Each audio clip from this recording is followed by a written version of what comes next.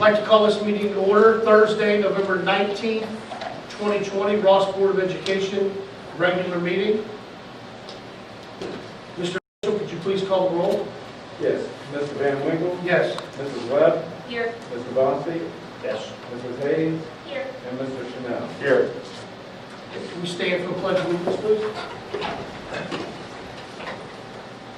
I pledge allegiance To the flag of the United States of America and to the republic for which it stands, one nation, under God, indivisible, with liberty and justice for all. Dr. Conkle, you want to review the agenda, please? Yes, Mr. President, tonight we have 2 field trips for your approval. One is the choir going to Hawaii, March of 2022.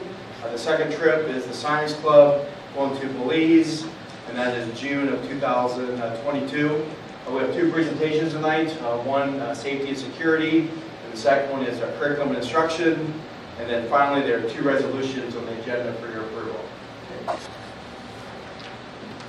We want to go ahead and review, or are there any corrections to the minutes of November 9th? No corrections, right? Can we get a motion to approve the November 9th, 2020 minutes, please? I'll second it, but I did make a mention that I don't think we ever did the October meeting yet. John's going to check into that. So you can add that to December. Please, yeah. Okay. I don't So want to prove October until I see it. this is November. November, yeah. November 9th, yeah. So Mrs. Hayes was the first, and Mr. Bossy was the second. Go ahead and call roll, Mr. Kitzel. Yes. Mrs. Hayes? Yes. Mr. Bossy? Yes. Mr. Van Winkle? Yes. Mrs. Webb? Yes. And Mr. Chanel? Yes. Okay, we have one public participation this evening. It's Dr. Webster. I can't call you Sean for some reason. It's Dr. Webster, who lives at 333 Sir Lawrence Drive in Millville. Dr. Webster, the floor is yours. Okay, it'll be very short. I'm the grandfather of a Ross Middle Schooler, and I just want to bring to your attention 2 concerns I have, safety concerns. The first one is, I drive by probably 2-3 times a week to middle school, and I see kids playing out by State Route 128. It used to be 55, we got it down to 45, but I think with one medical emergency or one head-on severe crash away from wiping out about 20 kids.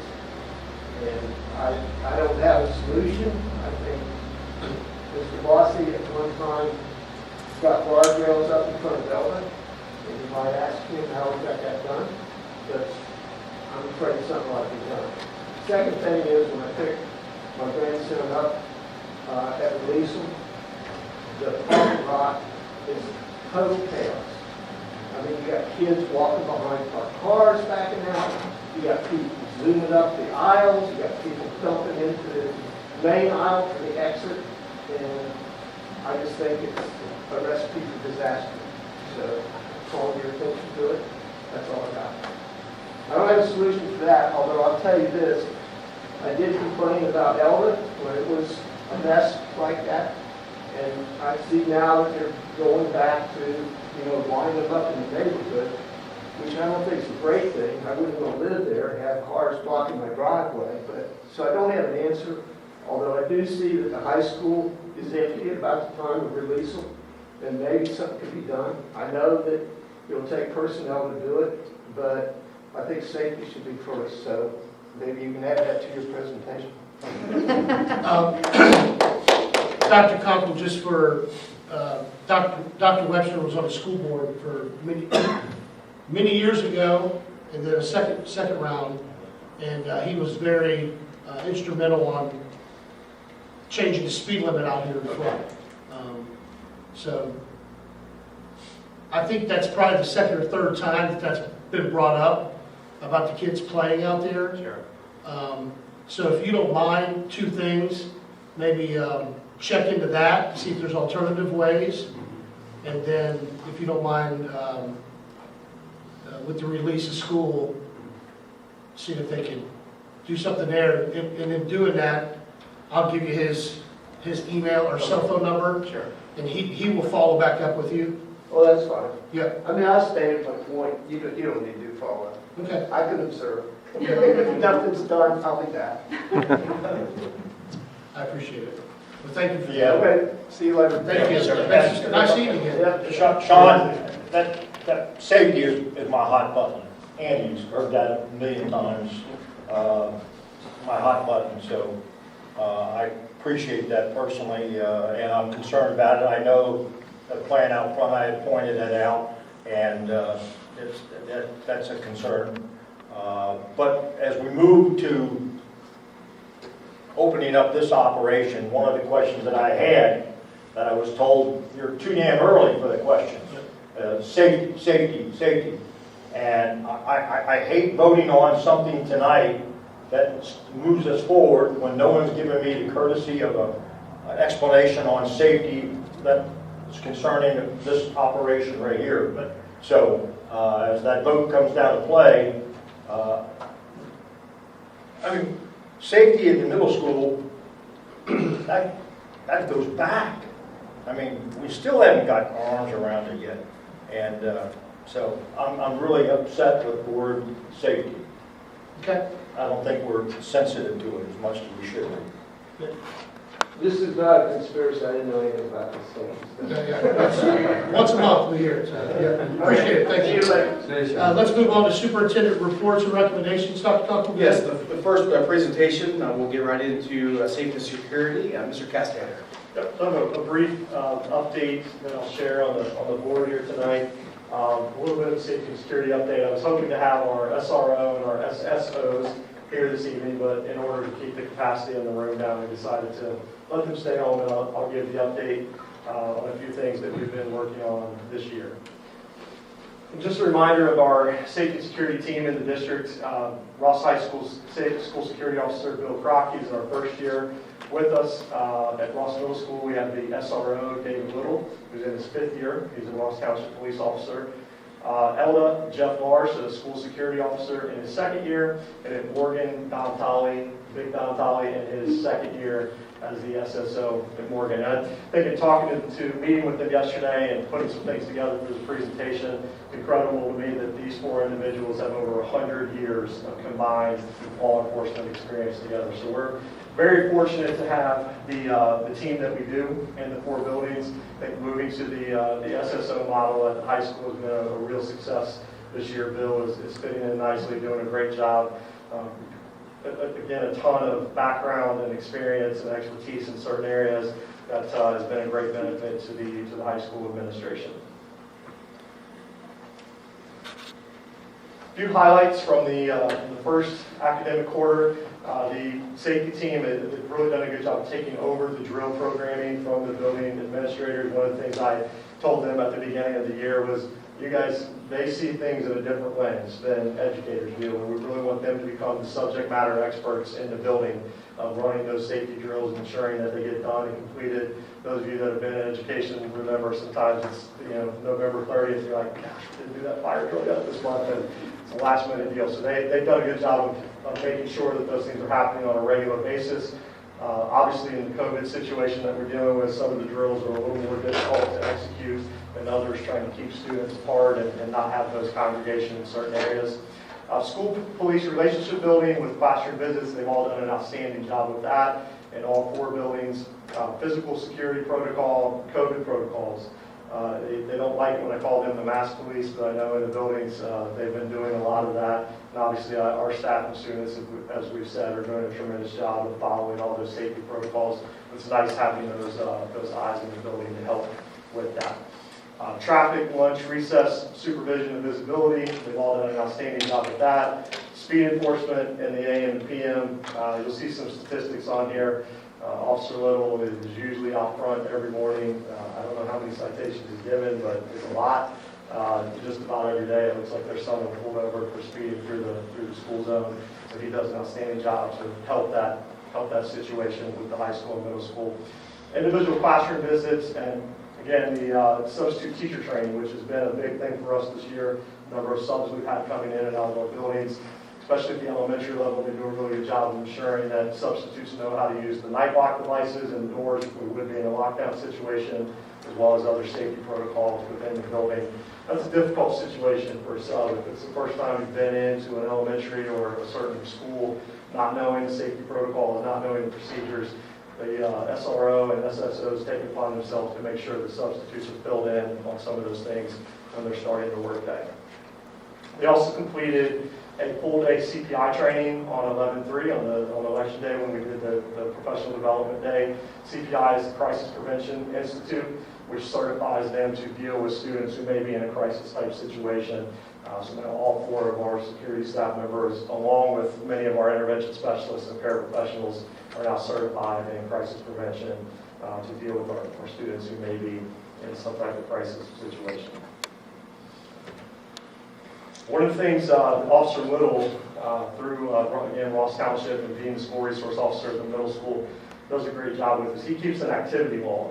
Every month he shares a spreadsheet with us that logs things that he's dealing with on a daily basis in his role as the SRO, as well as just some general policing things as well. So we're able to pull some numbers from there and do a little cumulative work here, so you can see with just one resource officer some of the things that he's been responsible for. The one that I think is the most impressive is that he spent 15 plus hours in classrooms already this year in the first quarter. When we established the SRO program, the SSO positions, that was a big thing. It's not just physical security by being in the building. We want to build those relationships to make sure that our security staff is in classroom with staff, with students, and working through educational type activities in regards to safety and security.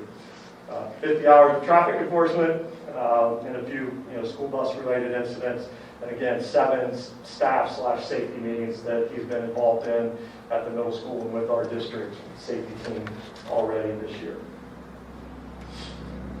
The other really important piece of school safety and security that sometimes gets overlooked is mental health, and obviously being in the midst of a pandemic, and there's been a lot of conversation around the mental health of our students and how they're dealing with the situations that are created because of the pandemic and just in general. So we are fortunate now in our 3rd year of having a partnership with Catalyst Counseling.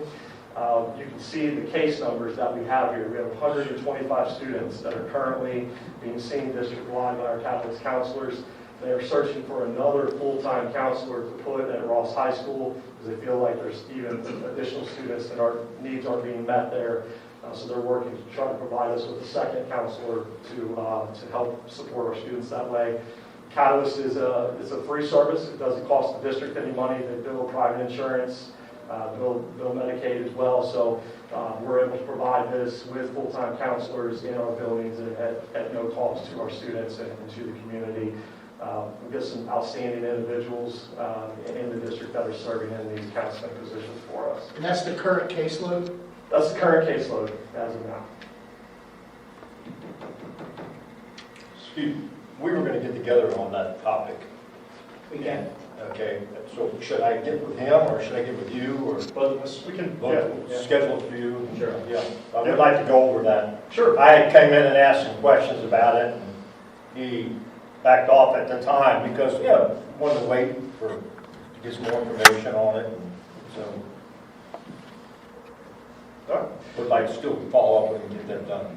Would like to learn more about that. So a few things to look forward to as we continue to move forward with safety programming. December 2nd, we're going to do a district safety committee planning team, and that'll include local police and fire representatives to start planning out some of the things we want to move towards in the second semester, which will include this active shooter intruder training, additional scenarios for safety drills. We've done a lot of that in the last 2 years at the elementaries, middle school, and high school.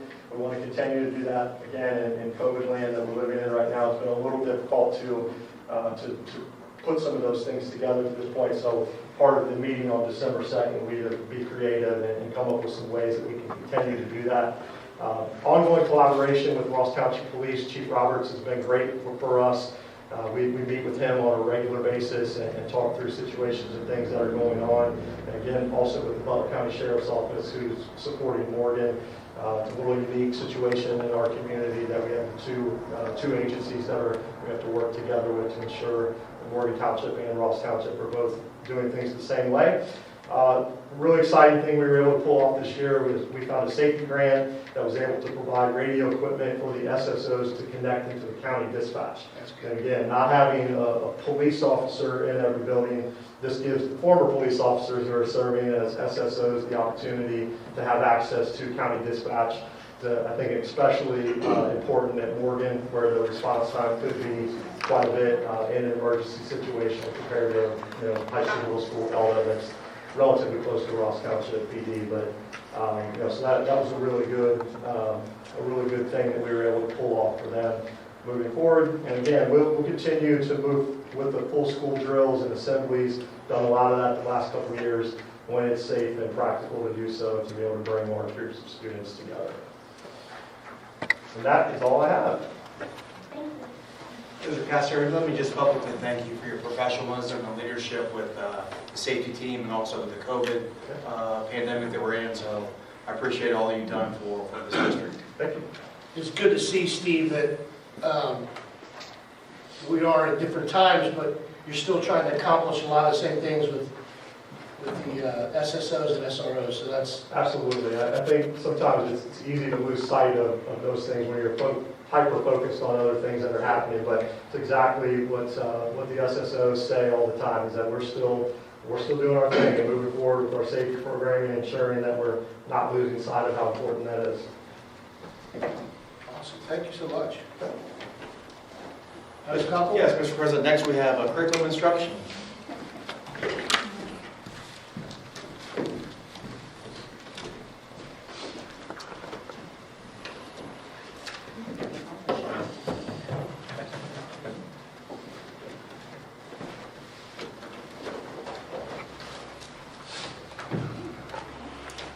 Good evening, and thank you for this opportunity to share some of the information and work that the curriculum department is doing this year, both long-term and short-term. I'm Becky Tompkins, and I'm the Director of Curriculum and Instruction. I'm Tracy Wright. I'm the K-12 Instructional Specialist. I work side by side with Becky. So the curriculum department handles all aspects of K-12 curriculum, instruction, and assessment. So we're very busy and very broad in scope, but working on some very exciting projects that we'd like to share with you this evening. So I'm going to begin by sharing one of our most exciting projects, which is remote learning, and asking Tracy Wright, who is our K-8 remote learning coordinator, to share some information about remote learning with you. And then there's two other projects I'd like to share with the board and with the community this evening. Tracy? Thank you, Becky. And it's great to be here. I haven't been to a board meeting and when this team has been together. So it's good to be here and see everyone, and I'm happy to present tonight.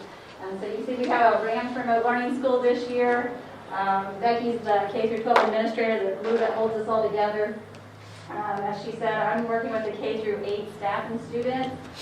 Emily Doblinger is the 9-12 director. She provides a real personalized experience for her students. So she also acts as the attendance administrator for 9-12 as well. Robin Baker is our K-12 tech support. So he works with students and families through a tech form that they fill out when help is needed. And Quanah Curtis is helping us maintain attendance expectations that the state of Ohio has deemed appropriate for a Rams Remote Learning School and all distance learning for this school year. So I'm just going to give you a quick overview.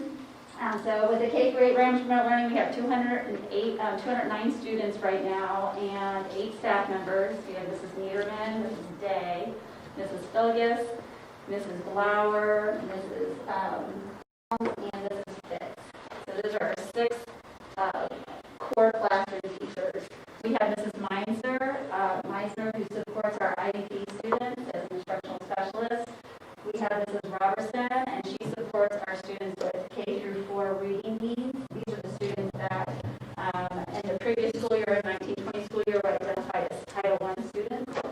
And then we have our 6th, 7th, and 8th grade staff members provide tutoring services in all content areas. In the high school, they have 91 students. I think that's the right number. I'm not exactly sure. I think that's what Emily shared with me last time we spoke about it. And they have a different experience because they have a more independent experience.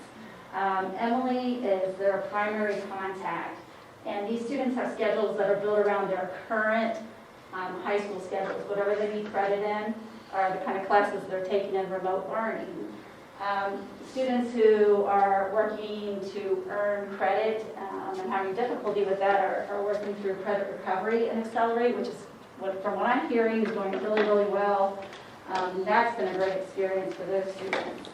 And instead of there being typical staff that students are assigned to, students are not assigned, they have that independent experience, but there are staff members that grade their content, grade their assignments, and then provide feedback. And so that could be multiple teachers. So there might be several English teachers that grade and then provide that feedback. And so because I do K-8 remote learning, you're going to hear a little bit more about that today. And so these are some of the expectations. And so the number one expectation is that students participate, that they log in every day and they complete the assignments listed on the calendar. So those might be lessons that they participate in, and then quizzes or just paper type assignments or digital assignments.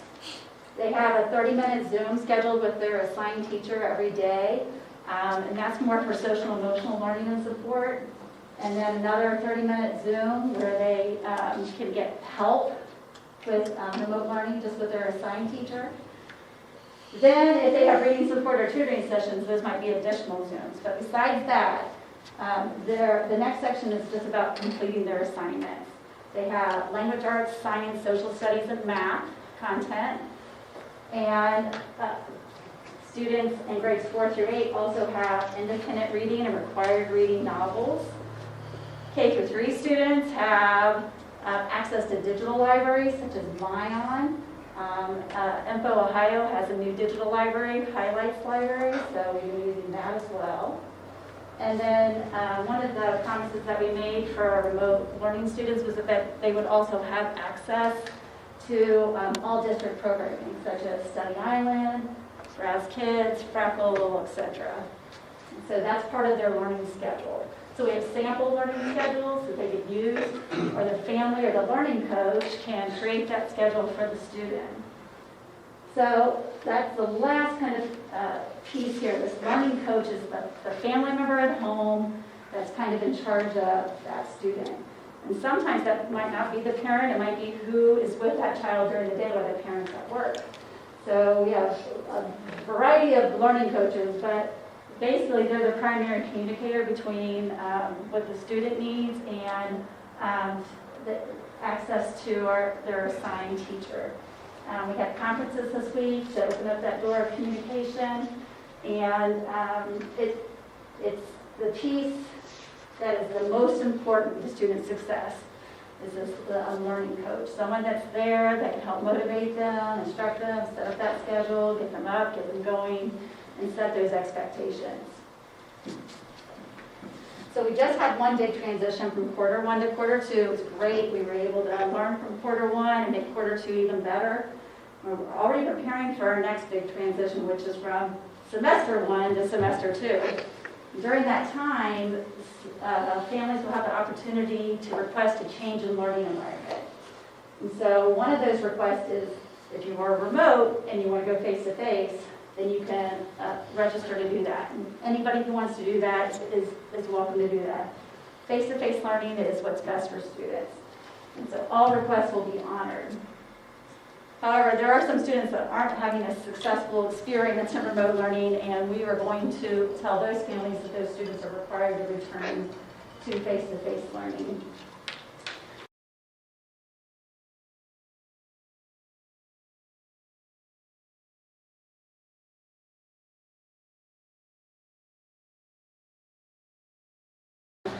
Those are the only staff members we will have. And we're going to look at medical necessity for this. So we're going to have to prioritize students and because we can only hold so many spaces. There are only so many spaces available. We won't know what that is until the registration period, which is December 1st to the 8th. We are going to be sending home information with all families tomorrow about registration period. So we're kind of getting the ball rolling here.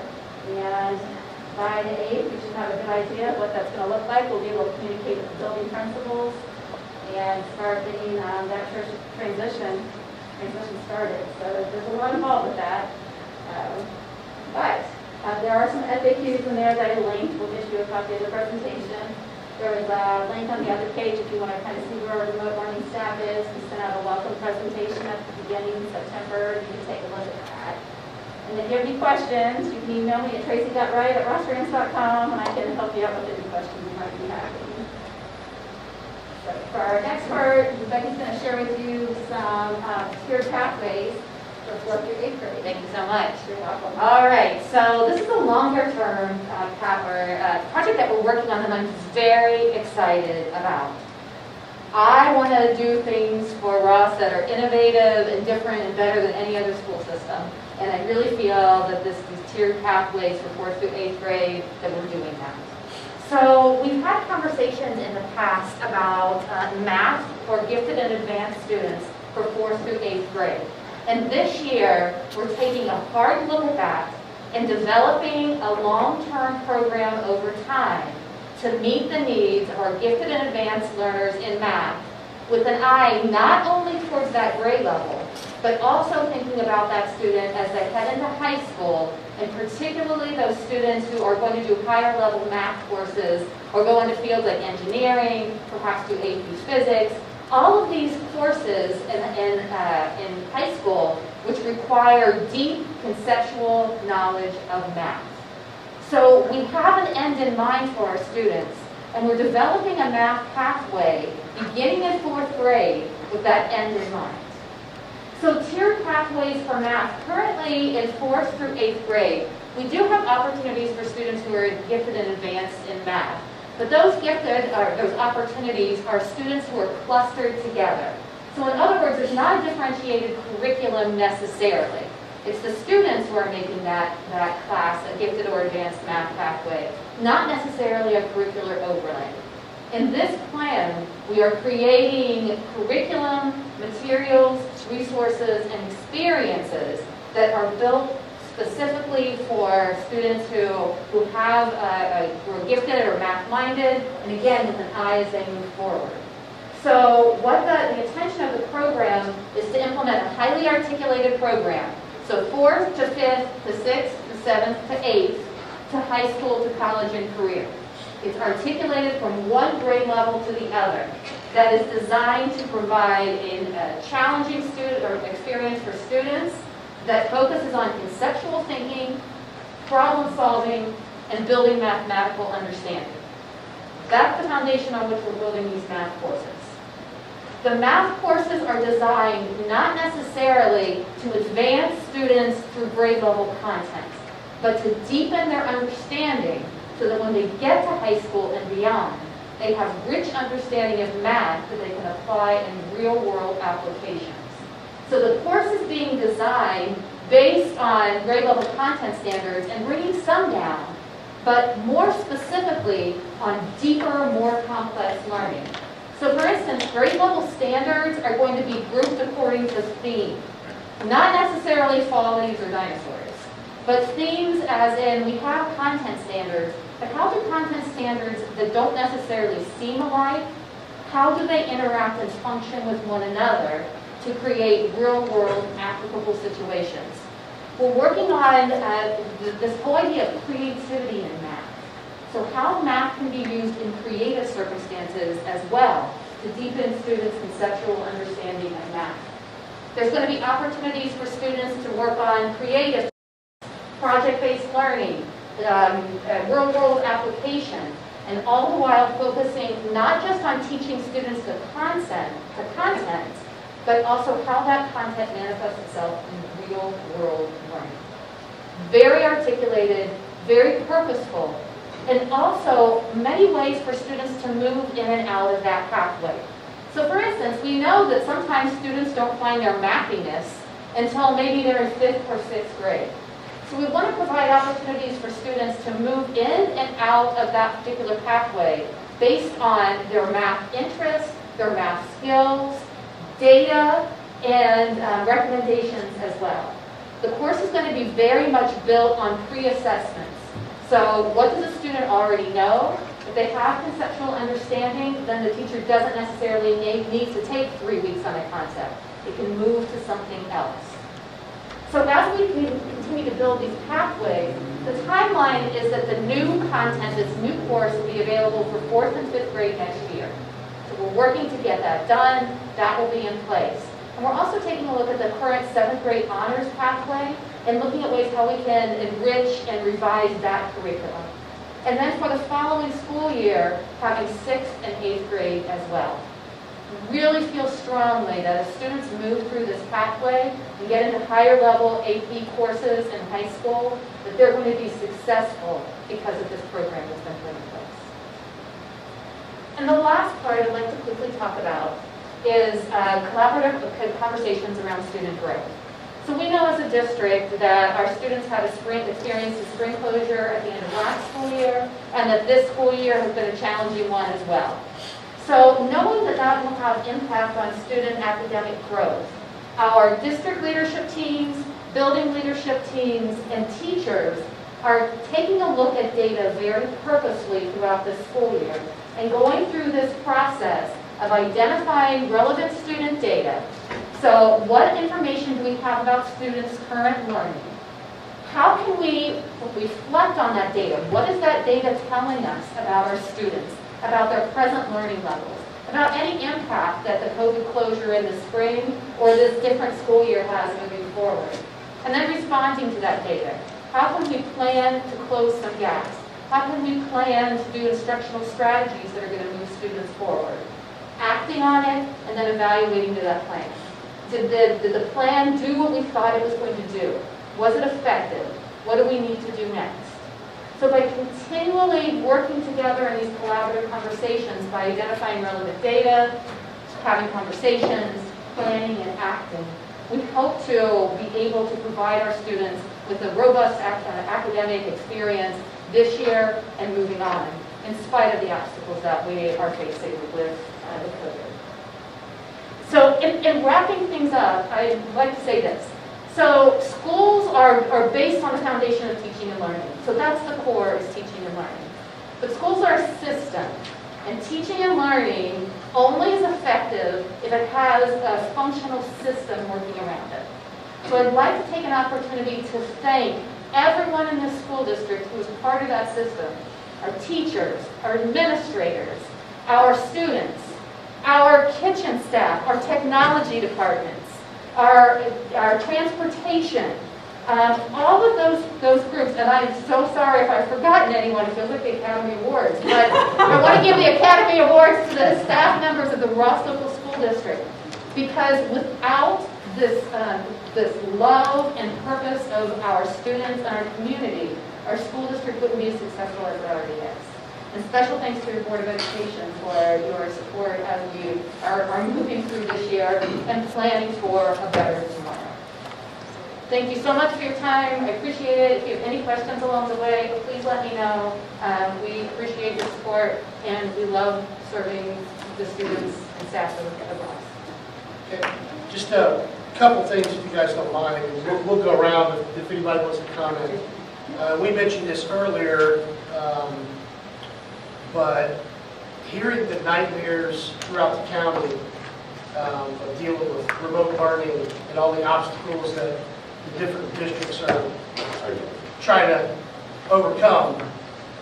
Tracy, I wanted to publicly thank you, because I know you're behind a lot of it, of the job you're doing with the rest of the team, obviously. You're going to give them credit, but a lot of credit has to go with you, because, knock on wood, I know it's early, but there's been nothing but very positive feedback from the people I've talked to in the community and that are dealing with remote learning. And then the other thing I wanted to say, a lot of times when you look at an excellent school district like we are academically, there are a lot of people that are behind that. And I was excited tonight when Dr. Kunkel scheduled this, that Becky, you were going to present, because I don't think, I know that a lot of people may not know who you are by your face, but they know the work you're doing for our district. and to see the excitement about math and all these different pathways. You are one of the main reasons our district is the way they are academically. And I know you want to give credit to everybody else, and that's fine. Great leaders do that, but you've been knocking it out of the park the last couple of years. There's a lot of obstacles with COVID. You didn't complain, you just keep on trucking away. So I want to publicly thank you for everything you're doing in the curriculum department and challenging our students. So, we'll go around the table. Anybody got any questions? Math questions? Yes, sir. Mr. Time does Lawson. not permit. I'm excited. I am too. I'm coming in. Okay. I want to get copies. Okay. Sure. I really want to understand it so I can verbalize on it Okay. and brag about it. I'll share the presentation with you and we'll keep you in the loop. I would say congratulations on the success of the remote program so far. I think it's awesome. And that your math presentation for a parent with kids in that age range, I think it's phenomenal. So, thank you. Anybody else? I just echo his we always say whatever he says. Okay. Mr. Snell, maybe you have anything? I just want to share that it is just so obvious, your love, your empathy, your passion for the students, for the community. I mean, all the work that you have invested. I mean, I was taking pictures of this slide, so yeah, if you don't mind sharing, that would be great. But just, how much we appreciate all that you do, and I know we cannot say thank you enough. Like, we know that you have both, just worked tirelessly, and continue to do so, because especially with remote learning, you can't just shut it down. I mean, the kids are probably working and contacting you at all hours of the day, and I just really, really appreciate all that you're doing for these kids to keep them on track and keep things moving. So thank you. Dr. Kunkel, thank you for scheduling these two Yeah. presentations. Becky, Tracy, outstanding. Your leadership has been phenomenal, and I appreciate all the hard work you put in, and again, excellent job. Thank you. Thank you very much. Thank you. And just so the public knows, we're going to be doing more and more presentations these next few months. We've kind of taken some time off, and Dr. Kunkel's put together a schedule for that. So each month, we're going to hopefully have one or two presentations. So with that being said, let's go back to superintendent's recommendations. I think we're A and B. Yes, Mr. President, 6A, there are 4 schedules, A, C, D, and E for your approval, and 6B, there are 2 field trips for your approval, A and B together as a block. Yep. Sorry, Steve, I forgot to. It was personnel. You're good. He gave you a little break there, but yeah. We take can I entertain a motion for A and B under superintendents? Can I get a first, please? Motion. Mrs. Webb, can we get a second? Motion. Mrs. Hayes, Mr. Kitchell, could you call the roll, please?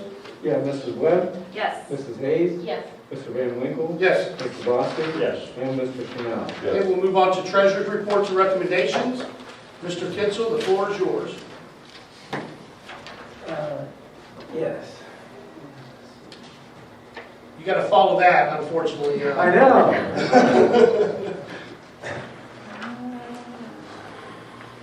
There you go. Are you going straight to B right now, Mr. Kitchell? Yeah, I'll do the 5-year forecast, and then I'll just ask for a block vote. On the other stuff, okay, perfect. So we're going to go to B, 5-year forecast presentation. Yes.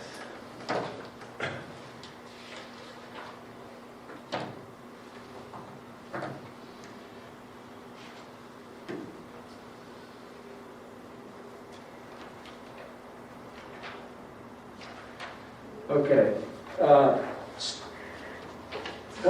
Steve, do you mind going over there? That way, John, do you mind taking off your mask if everybody gets away from you? Right.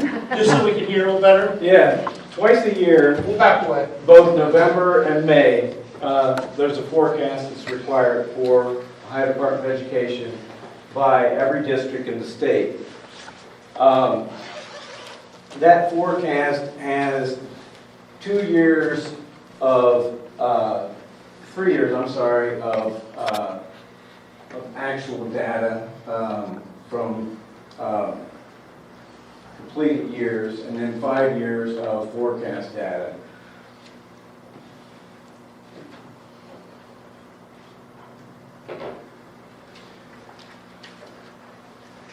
This is a line graph of expenditures, revenue, and this is ending balance. So as you can see, 21, 22, we're getting real close to intersecting with expenditures, but it's still below. So expenditures are still exceeding revenues. But the big indicator here is the ending balance has just continued to decrease over the years. And in 25, we're significantly lower than we currently are. So we've got to get this turned around.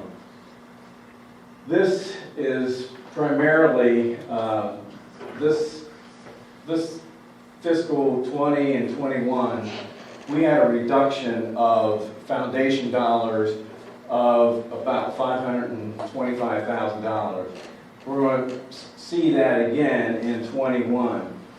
So we're not really going to come out from under this until 22, and then we'll go to fiscal 19 balance. And you know, this will be even clearer in some of these subsequent slides. This one's ending cash balance, 18 through 25, and if you look at the graph, the 60-day cash ratio, which is kind of a number that is recommended for districts to maintain, is in the orange, and the red is the ending cash balance. And as you can see, our ending cash balances continue to decrease, so that, you know, where we're below the orange is under the 60-day cash balance, and fiscal 25, you can see we're way under the line.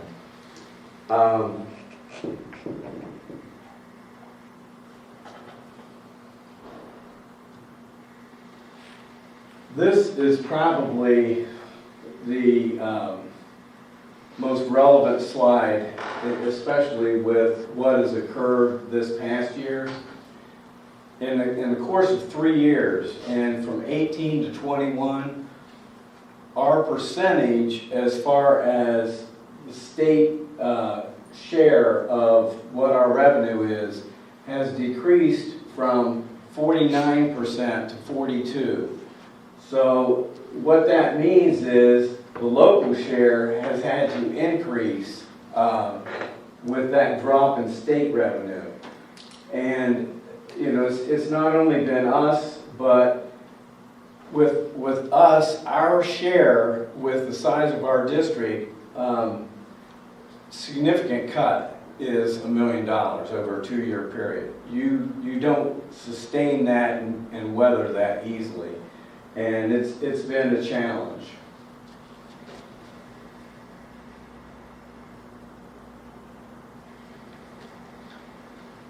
This again is an indication of local and state share. Our local share has continued to be a bigger percentage of our total revenue.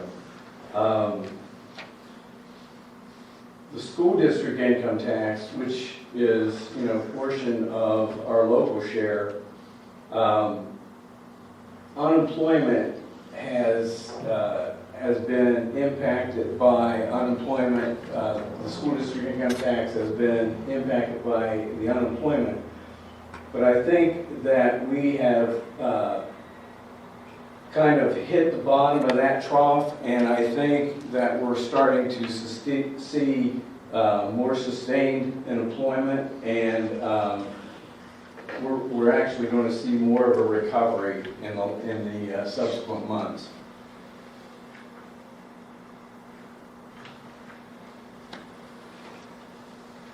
COVID has been, you know, a huge expense. We have had the availability of around $338,000 from CARES money, which has been significant. Part of that is this CARES money, the 193, and then there's a CRF grant that was another 145 or so. One real positive for taxes, as far as valuation, there's two significant periods in a 6-year period. One is an update as far as valuations, and the other one is a full appraisal. And that full appraisal occurred in 20, and we'll actually see the impact and the increase of that in 21. So this year's 20 is going to be, what is paid out in 21. So we're probably looking at about 12% as far as class 1, which would be residential. School district income tax, as I said, it's pretty flat, and we're forecasting, this year to be relatively flat for school district income tax. Probably at around fiscal 22-23, we'll start to see some increase as far as school district income tax. But we have experienced 2 to 3% in school district income tax growth per year. This is just a pie chart of the general fund expenditures, and this big monster here is wages and benefits. With schools, it's a service industry. It's similar to insurance, that you've got most of your capital invested in salaries and benefits. That is the elephant in the room. All these other things, you can make significant changes in them, and you're going to reduce expenditures, but these are the ones that are driving the wagon. Hold on, John, just because we covered that topic earlier, there's that 83% number again. That's a third party who wrote that. It had nothing to do with me, but they even say it's high.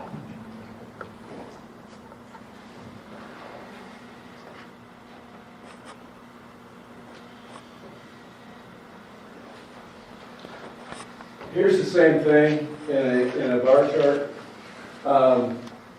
This is just the percentage of wages to benefits, to materials, to capital, and other expenses.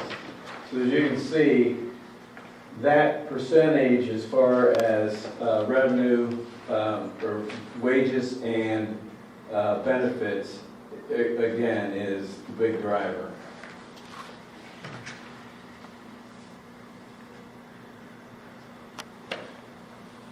This is again, sort of a summary of true cash days, and 60 days in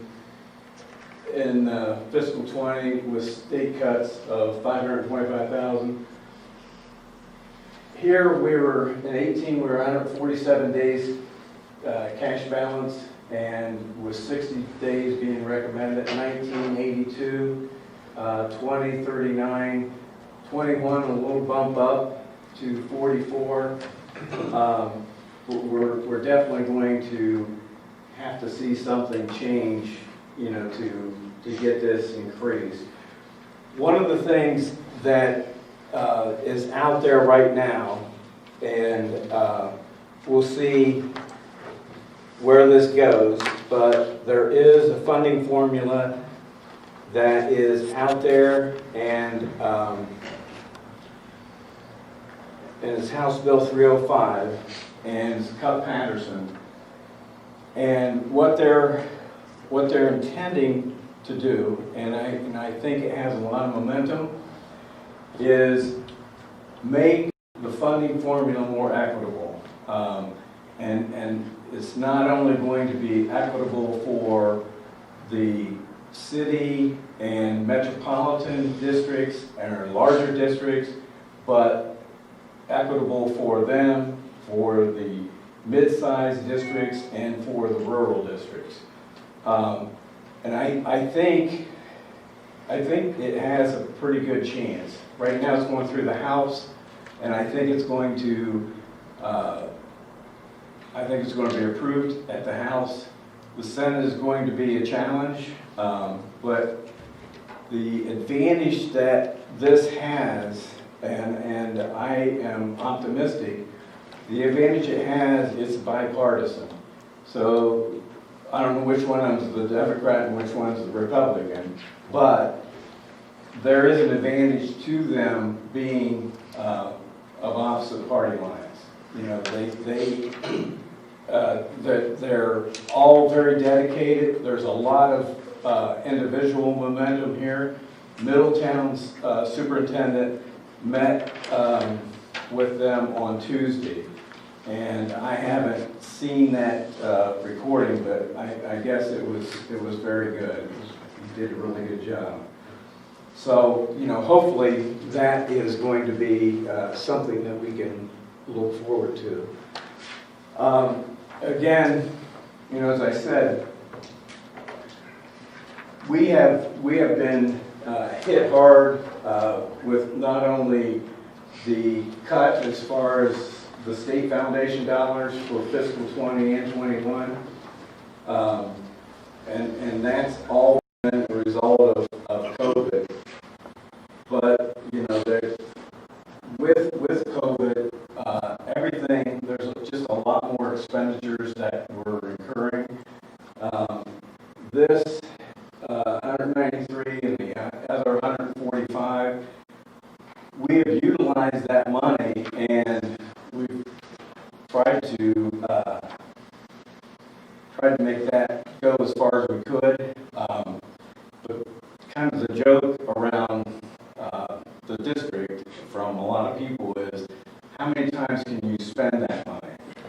Well, you can only spend it once, but there's just a lot more expenses out there than there is money.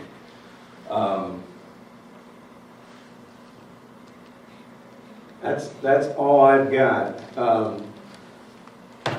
We'll just keep hitting it, and I think that there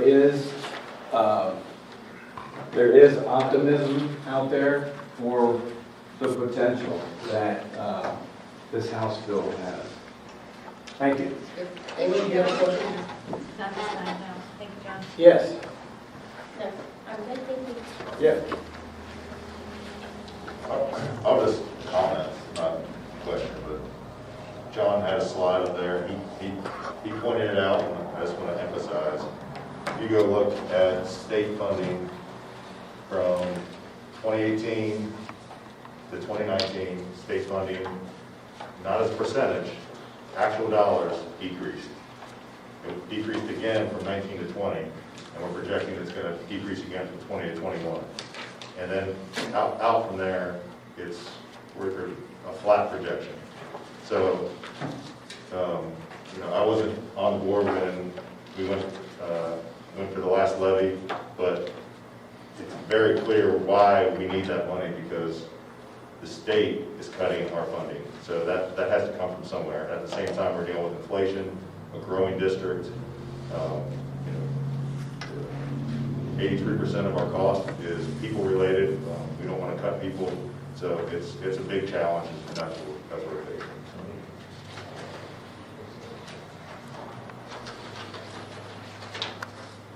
Okay.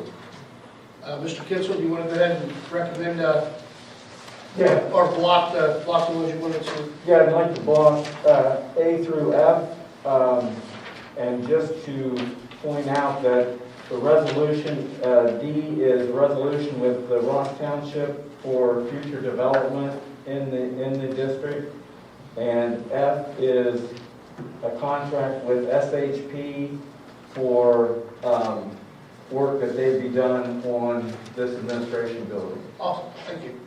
Can I entertain a motion first, please, for A through F on the treasurer's report, please? Motion. Mrs. Hayes, a second. Second. Mrs. Webb. Mr. Tinsel, could you call the roll, please? Yeah, Mrs. Hayes, Yes. Mrs. Webb, Yes. Mr. Van Winkle. Yes. Mr. Vossi, No. and Mr. Chanel. Yes. Okay, we're going to move on to final board comments. We'll start with Mr. Chanel tonight. I thought he was ready. Yes, yes. Thank you, Sean. I just want to, when Dr. Koppel sent out the notice this week in regards to the remote schedule for next week, the 2-day remote schedule, he let it off very well, I thought, with the fact that our schools are safe. Prior to going live, we got to review some very up-to-date numbers. To date, we've been in school almost 3 months. We've had 50 total cases amongst our staff and students, which represents only 1.6% of our total population, which I think is commendable. I think what we're doing is working. I think it is safe. And then even within those 50 cases, well over 90% of those cases, we believe to have been, we use contact tracing to have been caught from outside of the schools, which means that 99.9% of our students, staff, and teachers have come to school for 3 months and not contracted COVID from our school district, which I think is great. The hard part is dealing with the quarantines. So over 17% of that same population has had to be quarantined at some time.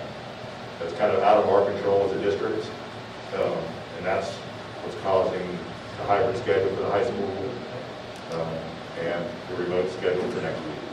So I just want to say it's commendable. We have seen a spike recently, not looking past that, but in terms of what we're doing, I think continues to work in terms of keeping our kids safe when they're in this building, in our buildings. So that's all I have. Very well said, very well said. Mrs. Webb? Thank you, Andy. I appreciate what you said, and I think everybody's goal here is to try to keep our kids in school. And it was a tough decision to do those remote days next week, and we know that it was last minute. But we really are doing the best that we can in the circumstances that have been handed to us. So I appreciate all the work that everybody has done in keeping our buildings safe. I think clearly masks work, and I think that we're seeing that as time goes on in the studies and contact tracing. So just nice work there. I'm also going to thank Mr. Castader over there for his presentation as well earlier. He's updated our webpage where it's more user friendly and just kind of lays out our cases that Andy was referring to earlier, as well as quarantine number, just to get a better. And it'll be live on Monday for everybody, as well as a safety presentation. I know that's some work went into that. Usually we would have the SROs or SSOs in here doing the presentation, but you went out and got the information, and I appreciate you sharing that with us as well. So thank you, and good luck, everybody.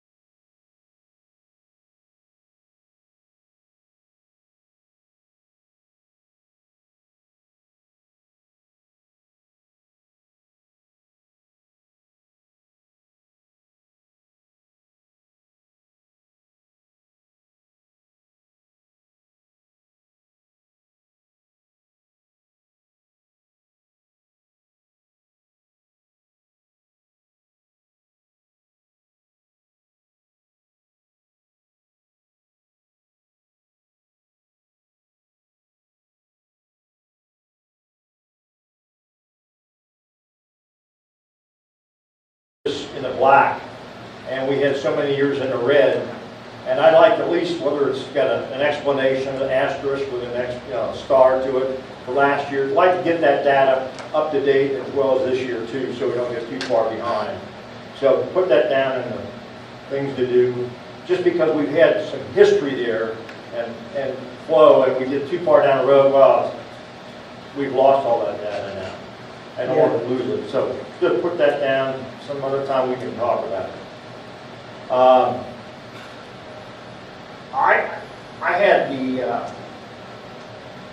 opportunity to get a personal thrill, and with a letter that went out to our community. I don't get many letters. I see so many letters, they all kind of run common. This is the one that came from the high school, Brian Martin, Chad, and I thought it was one of the, if not the best, one of the best letters I've ever seen.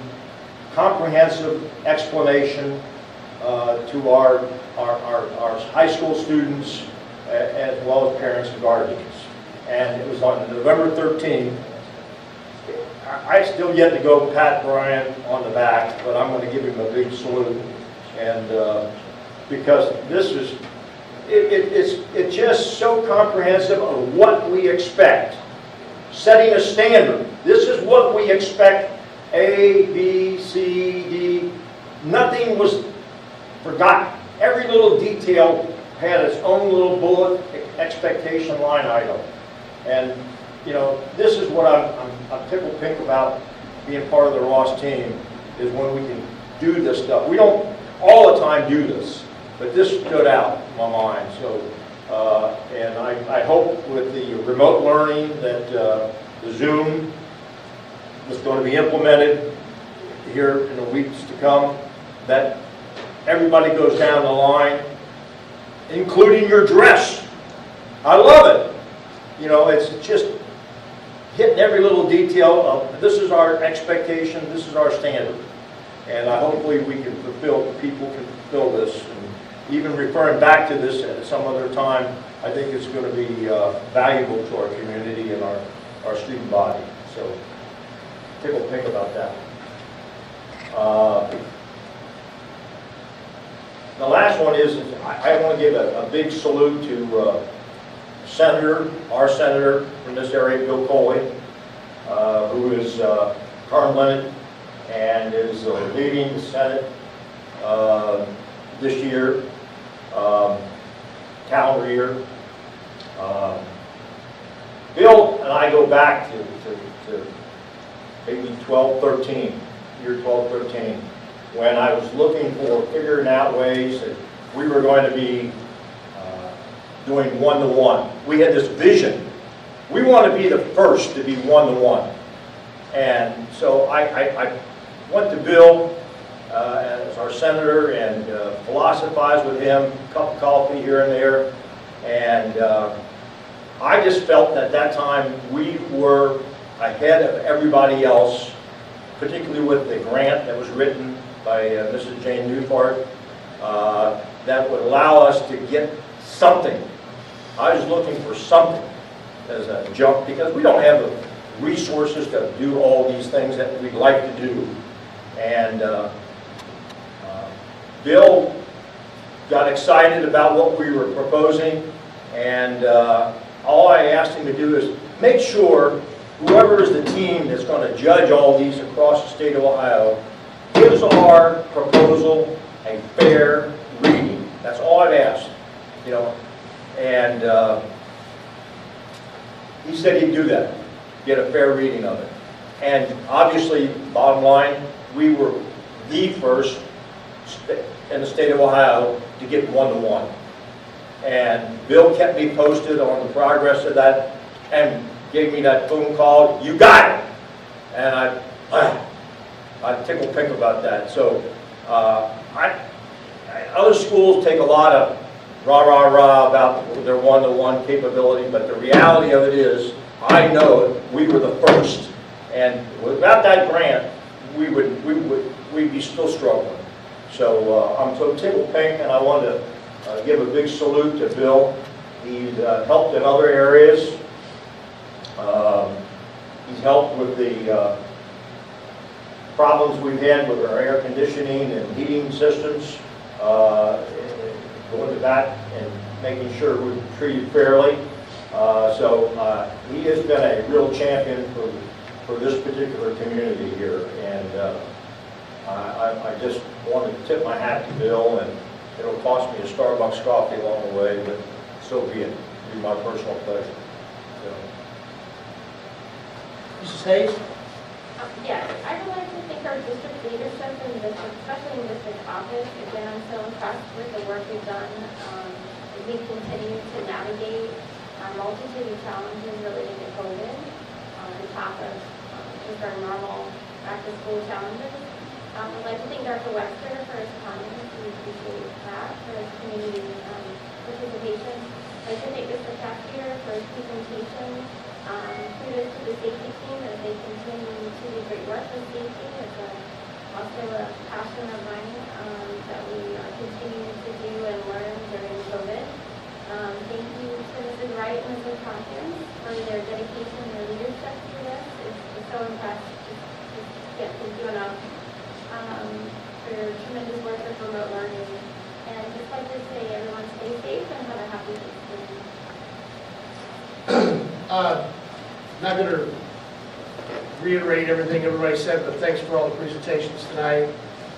Thank you to Dr. Kunkel for his leadership through all this COVID decision-making that's being thrown at him every day. He's a baseball guy, so he's used to curveballs and stuff anyway, so you're getting some good ones now. And just wanted to wish everybody the best of luck in their extracurricular activities, sports and programs as we go into the winter season. Our fall went off with, it was amazing the work the coaches, the players, and our athletic department did, along with our arts programs and everything. So wish them the luck, because winter's going to be a little bit tougher than the fall, so hopefully we can get through that. So with that being said, I want to entertain a motion to adjourn the meeting. Can I get first, please? Mrs. Hayes, a second. Second. Mrs. Webb. Mr. Kitchell, could you call the roll? Yes. Mrs. Hayes? Yes. Mrs. Webb? Yes. Mr. Van Winkle? Yes. Mr. Bossy? yes.